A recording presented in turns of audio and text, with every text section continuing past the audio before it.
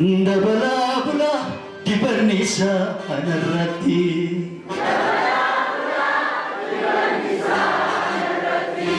Haraha bula ayanisa anarati.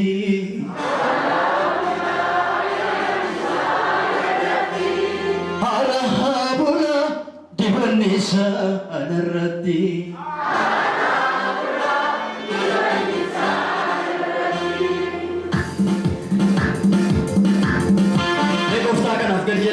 Jirenya keenya hiiknee waaqessina. Hallelujaa.